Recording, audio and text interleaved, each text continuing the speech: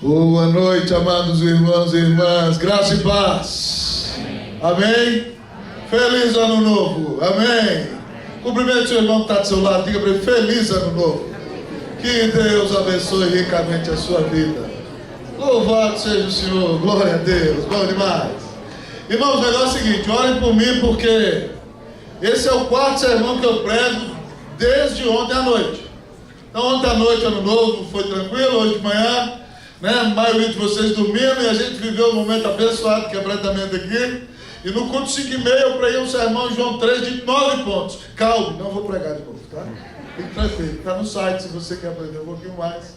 Mas ore para Deus me dar a graça de ficar em pé e terminar essa mensagem de maneira que o seu coração seja edificado. Irmãos, neste quarto culto, deste primeiro fim de semana do ano, eu vos convido para abrir comigo a palavra lá em João, capítulo 1. Privilégio servir a Deus, irmãos. Na obra de Deus a gente não pode ter preguiça. A Bíblia diz: maldito é quem faz a obra do Senhor relaxadamente. Então é um prazer pregar a palavra de Deus sem reclamação alguma, mas com gratidão pelo privilégio de poder servir. Romanos capítulo 1, versículo de número 16. Romanos, gente. Vocês têm que acordar no meio do ano, vocês dormindo desse jeito.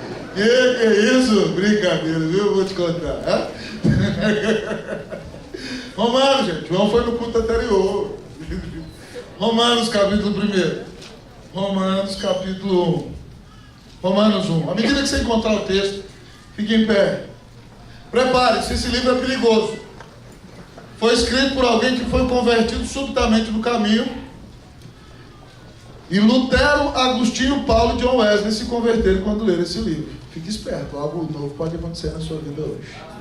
Nós vamos ler esse texto maravilhoso de Romanos 1, por demais conhecido, mas muito abençoador. Romanos 1:16. Romanos 1:16. Eu vou ler com vocês esse texto extremamente precioso. Eu vou ler uma vez, você lerá a segunda, depois nós todos falaremos de cor. Certo? Romanos 1:16. Quem encontrou, diga amém. Amém. Quem não encontrou, diga socorro, me ajude. Tem que ler mais a Bíblia. Vamos começar o ano então lendo Romanos 1:16. Assim diz a palavra do Senhor: pois não me envergonho do Evangelho, porque é o poder de Deus para a salvação de todo aquele que crê, primeiro do judeu, também do grego. Você vai lá, pode ler para mim, vamos lá? Pois não me envergonho do Evangelho, porque é o poder de Deus para a salvação de todo aquele que crê, primeiro do judeu e também do grego. Vocês todos juntos, vamos lá? Porque não me envergonho do Evangelho, porque é o poder de Deus para a salvação de todo aquele que crê, primeiro do judeu e também do grego. Não, vamos de novo, agora foi desafiado. Pois não me envergonho do Evangelho, porque é o poder de Deus para a salvação de todo aquele que crê, primeiro do judeu e também do grego. Amém. Senhor, toda a glória seja dada ao nome de Jesus. Ó Pai, muito obrigado, porque se nós começamos um novo ano na Tua presença, é porque o Senhor nos dá vida, e vida em abundância em Jesus. Obrigado, Deus, porque nós podemos começar de novo. E nós só podemos começar de novo porque o Senhor deu Teu Filho na cruz para pagar os nossos pecados. Deus, hoje nós Te agradecemos por esse fim de semana maravilhoso. E pedimos, Deus, que nos enchas com o Espírito Santo, que aqueças nosso peito, que nos persuadas com Teu Evangelho, que, ó Deus, que nos enamoremos por Ti enquanto ouvimos a Tua palavra nessa noite, que sejamos libertos de culpas, de pecados e de medos pelo poder da Tua palavra, que sejamos reconciliados contigo e que tenhamos, Deus, um encontro vivo e pessoal com o Deus eterno por meio da pregação da palavra. Pai, perdoa os nossos pecados, lava-nos no sangue do Cordeiro. Espírito Santo, enche a nossa vida. Pai, eu preciso do Teu Espírito para pregar a Tua palavra nessa noite. Ó Senhor, que Cristo seja exaltado nessa mensagem e que Teu povo saia daqui abençoado e alimentado. Tudo nós Te pedimos em nome do Senhor Jesus, para a glória de Jesus. Amém. Amém. Poder sentar.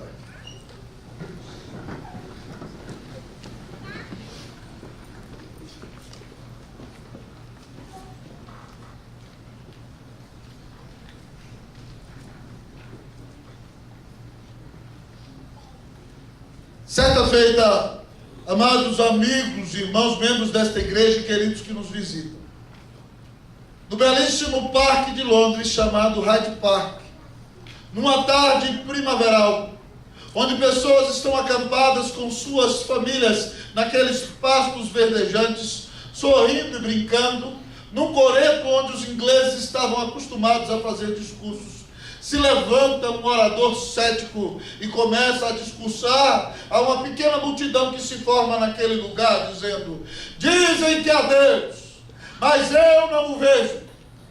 Dizem que Jesus nasceu de uma virgem, mas eu não o vejo. Dizem que Deus é o Criador, mas eu não o vejo. Dizem que Jesus pagou os pecados na cruz, mas eu não os vejo. Dizem que Ele ressuscitou, mas eu não vejo.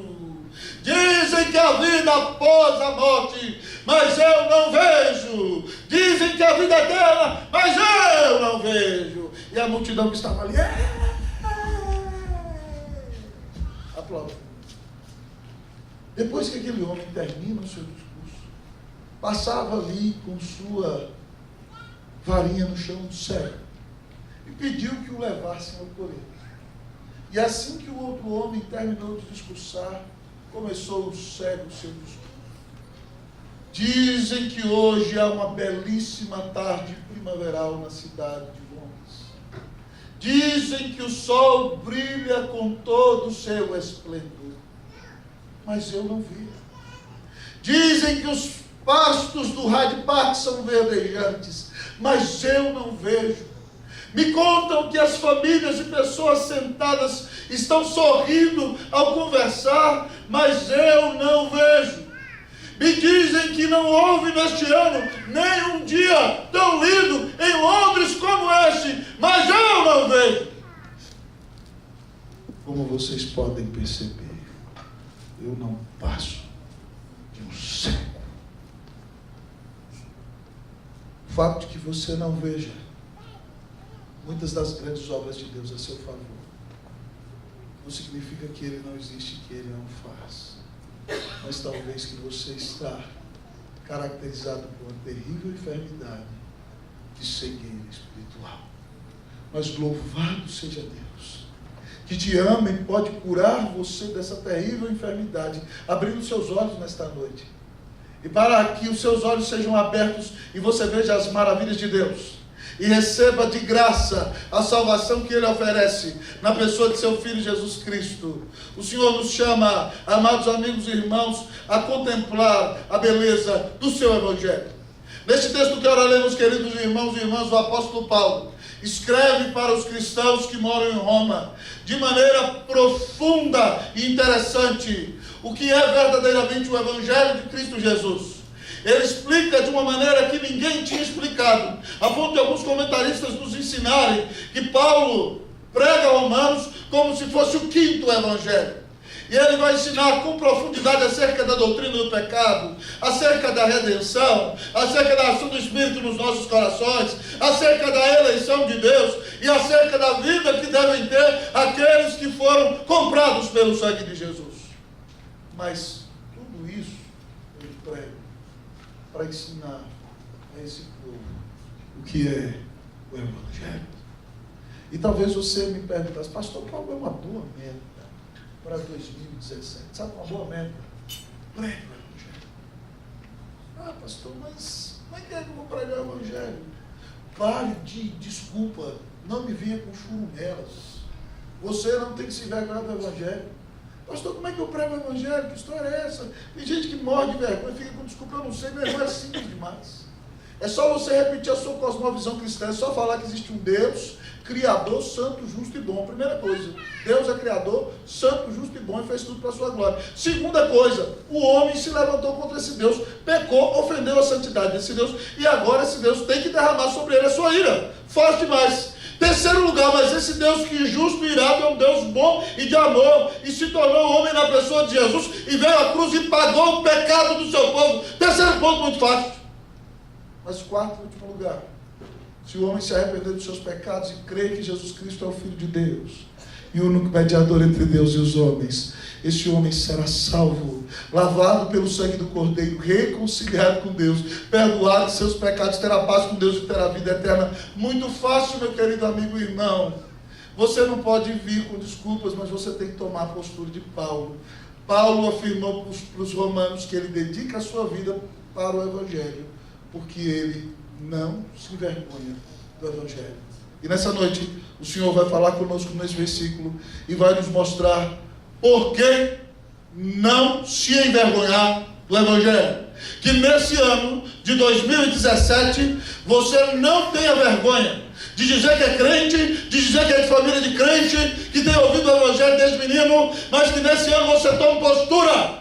Porque o Senhor Jesus disse que quem se envergonhar dele diante dos homens, ele vai se envergonhar deste diante do Pai que está nos céus. Então, nesse ano, você tome coragem, tome vergonha em nome de Jesus, glória a Deus, e se identifique como alguém que pertence ao Senhor Jesus. Por que não se envergonhar do Evangelho? Por que não me envergonhar do Evangelho? Primeiro, por causa da sua essência. Por que não envergonhar-se do Evangelho? Em primeiro lugar, por causa da sua essência. Olha para o versículo. Nós vamos ler até o nome de Deus.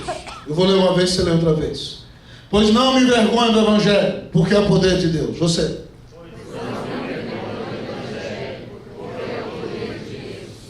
Sabe por que, irmão, eu e você não podemos nos envergonhar do Evangelho? Por causa da sua essência, por causa do seu âmago, por causa do que ele é no seu íntimo. O texto diz a nós o que é o Evangelho. O Evangelho, irmãos, é o poder de Deus. Certo? Você tem nesse livro maravilhoso, nessa notícia maravilhosa que eu prego, à sua disposição o próprio poder de Deus.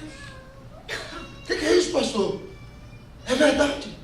Essa palavra que eu leio para você foi a palavra que disse: haja a luz, e a luz não existiu. Essa palavra é poderosa demais. E essa é a única palavra, amado amigo e irmão, que pode mudar o coração de um pecador. Preste atenção, a Bíblia diz que o homem está morto nos seus delitos e pecados. Um pecador por si mesmo não pode se achegar a Deus. A Bíblia diz que todos pecaram e estão destituídos da glória de Deus. Esse livro diz que o salário do pecado é a morte, amado amigo e irmão. E o homem sem Deus em sua vida está morto espiritualmente. Ele não pode crer, ele não pode se aproximar, ele não pode buscar, se não houver uma intervenção sobrenatural de Deus na sua vida. E o Evangelho, querido amigo e irmão, é essa intervenção. O Evangelho é o poder do próprio Deus. É o único irmão que pode mudar o coração do pecador. Eu não posso mudar o coração do pecador. Você não consegue mudar o coração da sua esposa. Fala sério, santo varão. Toda vez que você fala, eu vou mudar essa mulher, aí ela fica mais dura ainda. Parece que ela sabe, ela endura. Hoje essa mulher muda, e ela fica ali dura, e olha tudo isso com aquela cara. E você fala, não tem jeito não.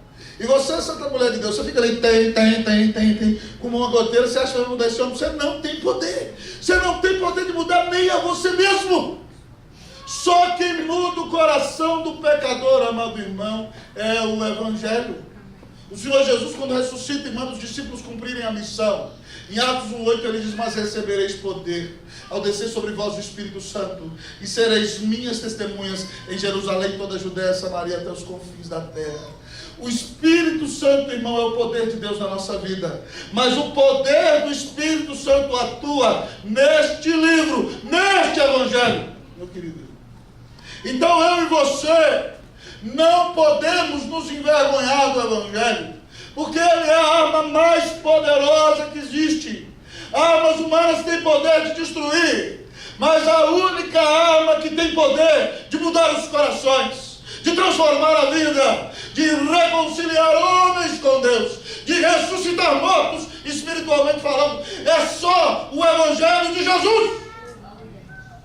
Não se envergonhe do Evangelho. Ele é o poder de Deus. Ele pode ressuscitar os mortos. Irmãos, Ezequiel nos pinta o quadro na sua profecia.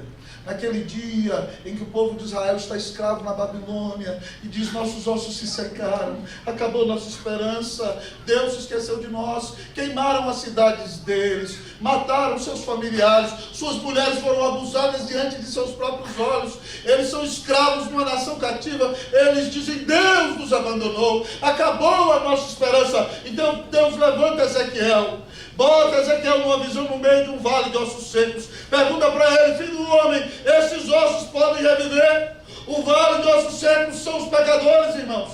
Ezequiel, muito crente, sabendo do amor de Deus, diz: Senhor Deus, tu sabes. Se tu és um Deus que coloca o coração deles, sim. Então Deus manda Ezequiel pregar para os ossos. E Ezequiel prega o que Deus manda, dizendo: ossos secos, ouvi a palavra do Senhor. Eis que farei entrar o Espírito em vós e vivereis. Farei crescer carne sobre vós, farei crescer tendões sobre vós, farei crescer pele sobre vós, porém em vós o meu Espírito, e sereis um exército grande, diz para ele. E Ezequiel pregou para os ossos, e a Bíblia diz que os ossos começaram a se mover. De repente você vê ossos voando no vale, braço, antebraço, mão, dedo, unha, e de repente então crescem tendões, carnes, pele, e Deus manda Ezequiel clamar ao Espírito. E Ezequiel clama, o Espírito vem dos quatro ventos e assopra sobre estes mortos para que vivam. Veja o poder do Evangelho na pregação e o poder do Espírito Santo respondendo à oração. O Espírito Santo vem sobre aquele vale, e o vale da morte se torna o vale da vida.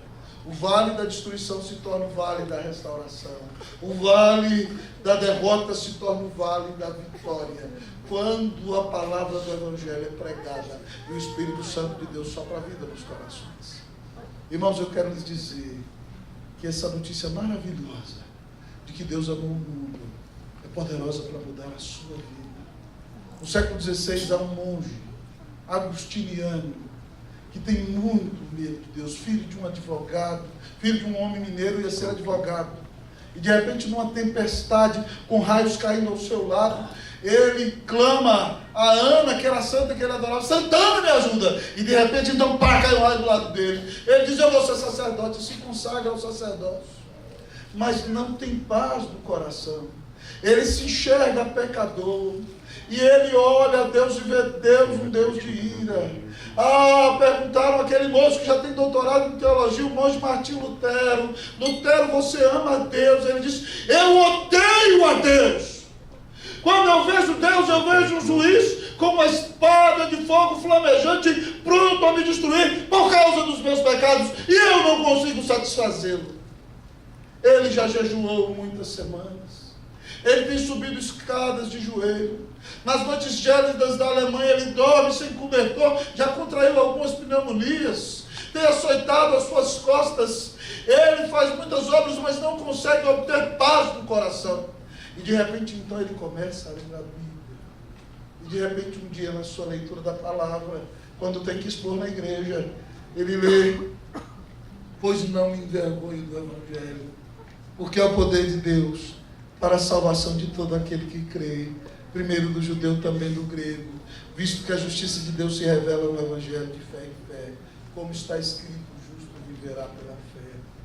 Deus abriu os olhos de Lutero, e ele viu, e ele disse: não é por nada que eu fizer que Deus vai me perdoar, mas é por causa do que Cristo fez, e se eu crer no que ele fez, Deus tira todo o peso do pecado dos meus ombros.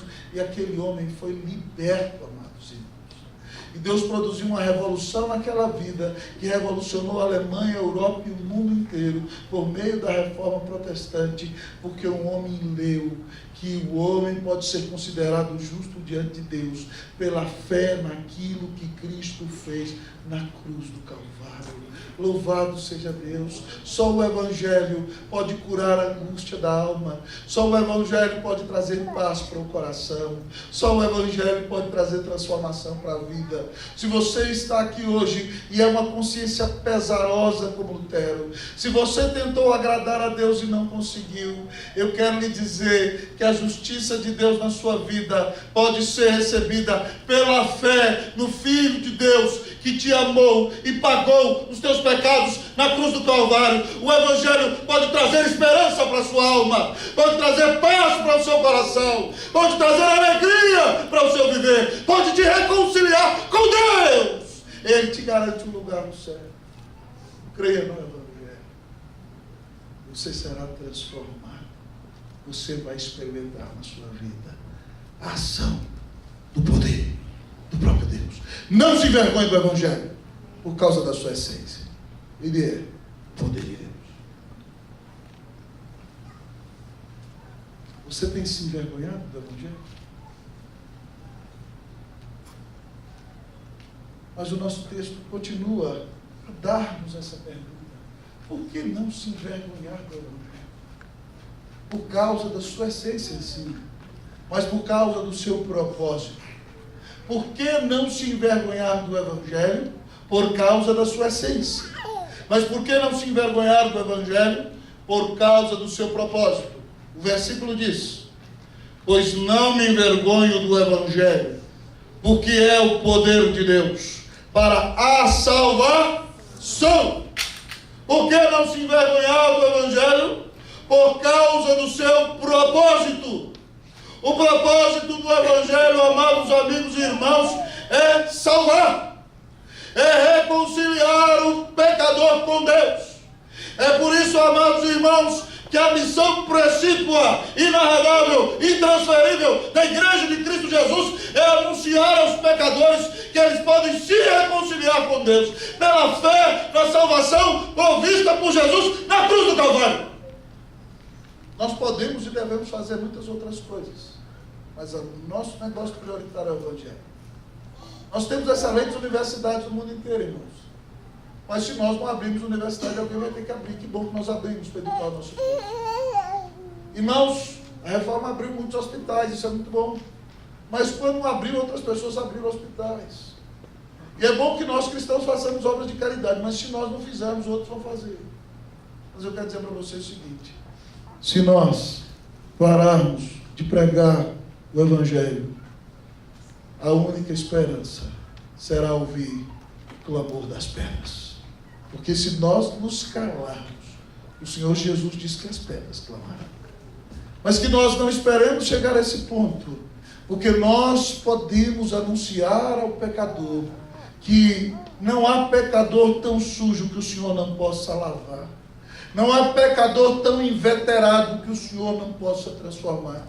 Não há pecador tão distante do qual o Senhor não se possa aproximar, do qual o Senhor não possa se aproximar. Ah, meu querido amigo e irmão, não há pecador tão duro que o Senhor não possa quebrantar. Se o Senhor colocar no coração que deseja ao pecador salvar, Ele atrairá aquele coração assim, dará àquela pessoa o dom da fé, e ela será transformada, amados amigos e irmãos, pela graça de Cristo Jesus.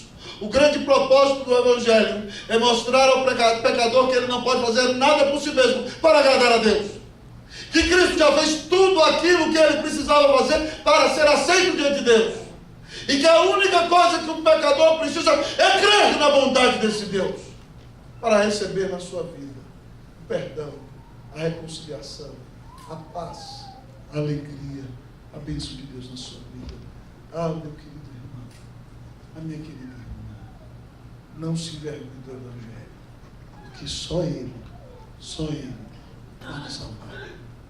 Queridos irmãos, no século IV da era cristã, nasceu numa cidade do norte da África, que era romana, chamada Tagaste, Aurelius Augustinus, filho de um pai não crente e de uma mãe crente chamada Mônica, criado na igreja, mas na adolescência se desviou. Aquele menino desde pequeno tinha um talento incomparável e brilhante com as palavras. E o seu pai o mandou estudar na melhor escola de oratória do mundo. E ele se torna um dos maiores professores de oratória do mundo. Mas ele, na sua juventude, se envolve na promiscuidade. Além de ter um amante, ele se relaciona com todas as mulheres que passam por sua frente, entregando-se à luxúria e aos prazeres da sensualidade. E, amados amigos e irmãos, aquele moço cresce e se torna um filósofo maniqueu. Maniqueus creem que o mundo é governado por um princípio de bem e mal, e no princípio do mal há bem, e no princípio do bem há mal. Mais ou menos como aquele indiano chinês que você viu. E então ele se dedica a essa religião porque ele não quer, irmão, não ter compromisso com moralidade alguma. Ele quer curtir o mundão. E de repente então a mãe dele chora e ora, e num determinado momento eles mudam para Milão, onde ele vai ensinar oratória. E a mãe dele, Mônica, chega lá na porta da igreja de Milão, do reverendo Ambrósio, que tinha sido prefeito da cidade, e ela chora, e Ambrósio não tem mais o que falar. Ele diz: mulher, é impossível que se perca um filho de todas as lágrimas. E depois de algum tempo, Agostinho estava em sua casa, já tendo perdido seu filho, que foi fruto de prostituição na juventude, e se separado da mulher que ele amava, mas era amante. Sentado em sua casa em Milão, amado irmão, Agostinho, debaixo de uma árvore, estava meditando e pensando na vida, e ouviu uma voz que lhe dizia: toma e lê, toma e lê, toma e lê, em latim.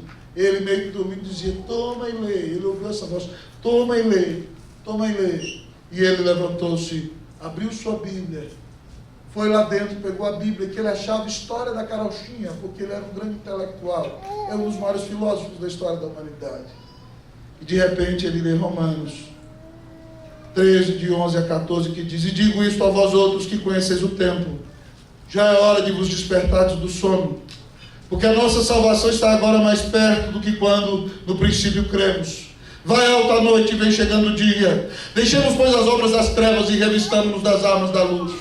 Andemos dignamente como em pleno dia, não em orgias, bebedices, não em pudicícias e dissoluções, não em contendas e ciúmes, mas revestivos do Senhor Jesus Cristo, e nada disponhais para a carne no tocante às suas concupiscências. E Agostinho, aquele devasso, promíscuo, que só falava palavrão e se prostituía, abandonou as concupiscências e disse: eu quero Jesus e quero, amados irmãos. E se tornou, depois de algum tempo, o bispo de Pona, um dos maiores pregadores da fé cristã, um dos maiores defensores da fé cristã diante das heresias, um santo e precioso servo, mudado, lavado pelo sangue de Jesus.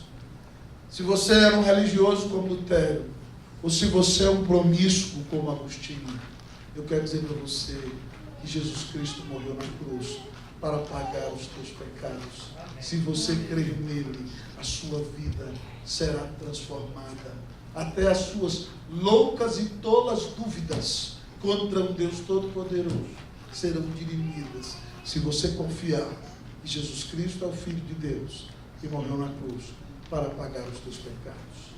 Não se envergonhe do Evangelho por causa do seu propósito.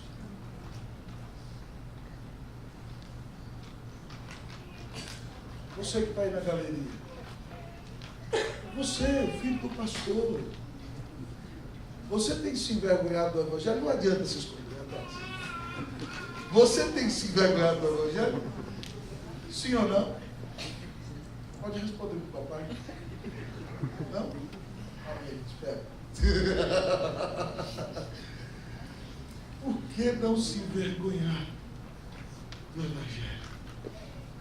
Por causa da sua essência, por causa do seu propósito, mas em último lugar, por causa do seu alcance. Por que não se envergonhar do Evangelho? Por causa da sua essência, por causa do seu propósito, mas por causa do seu alcance. Eu vou ler o versículo uma vez, que você lerá a segunda vez. Pois não me envergonho do Evangelho, porque é o poder de Deus para a salvação de todo aquele que crê. Primeiro do judeu e também do grego. Você.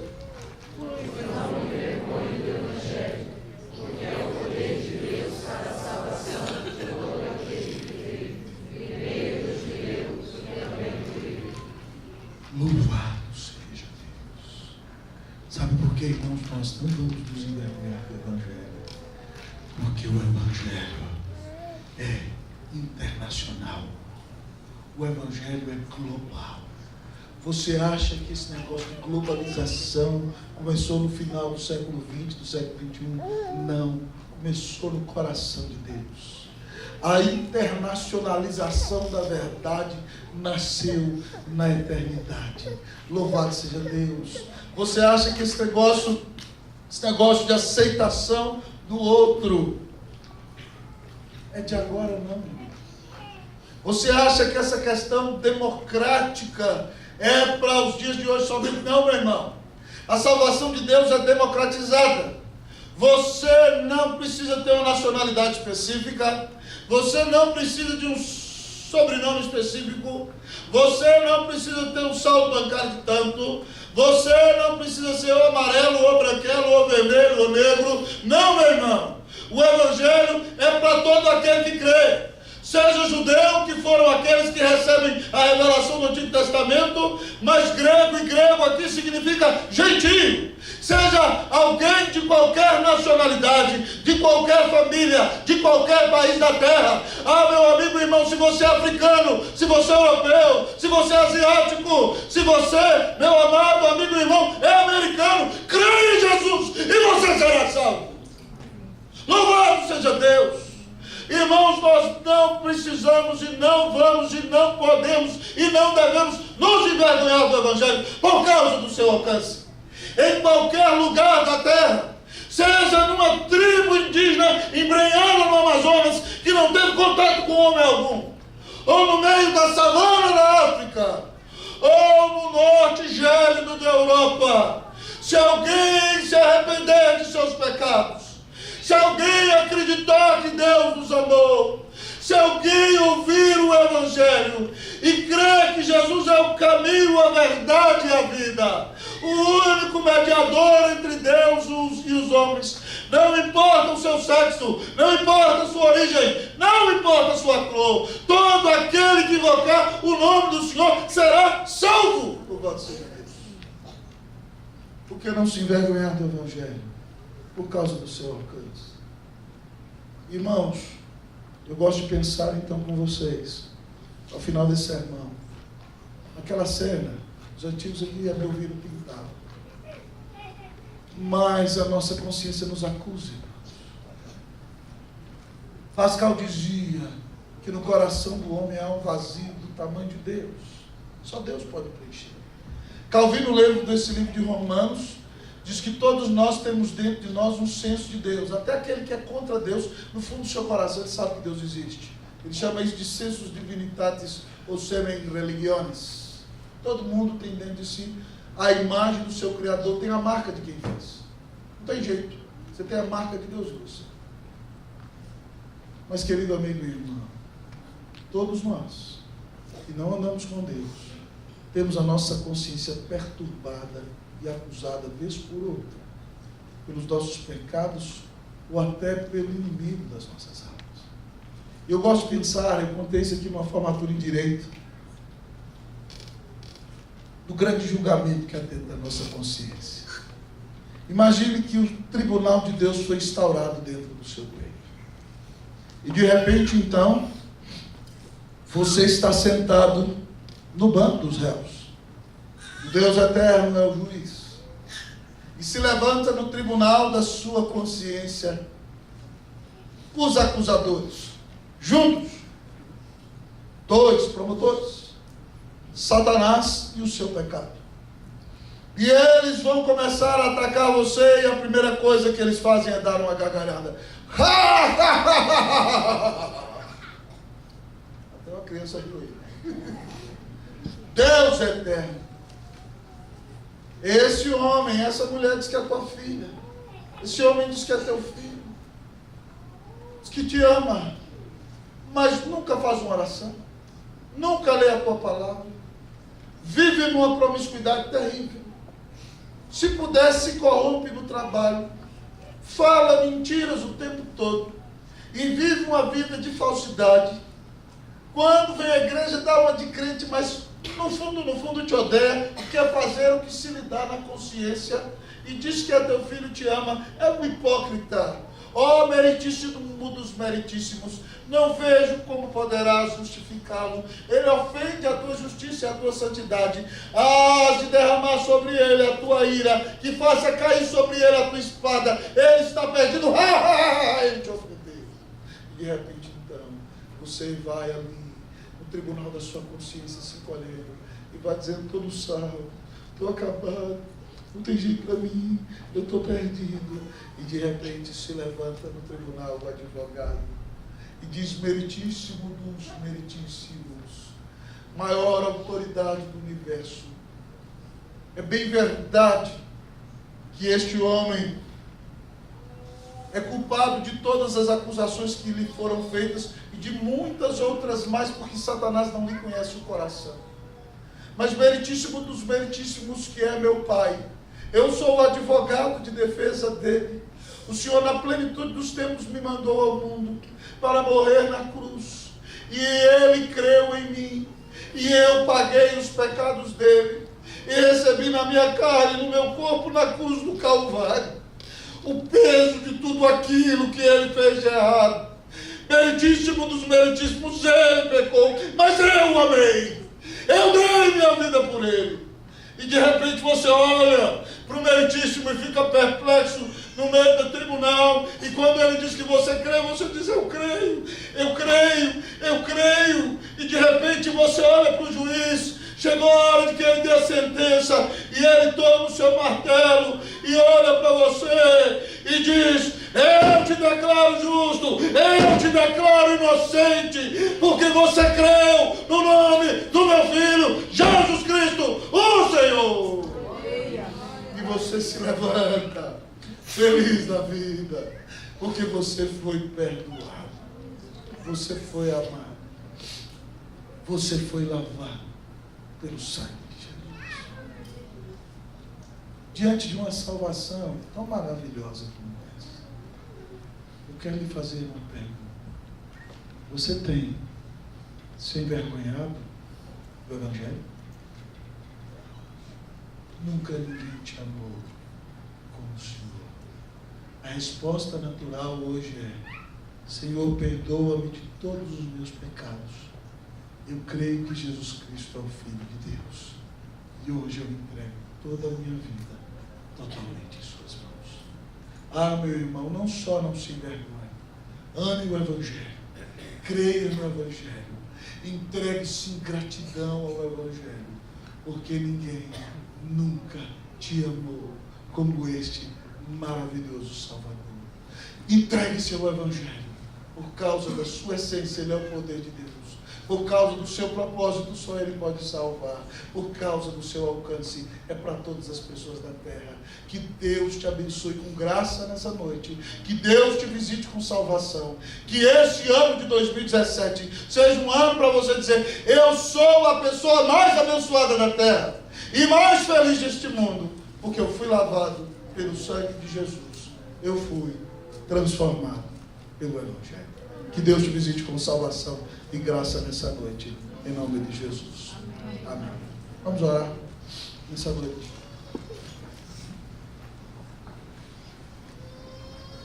Você ouviu essa palavra e disse: isso é tudo que eu preciso.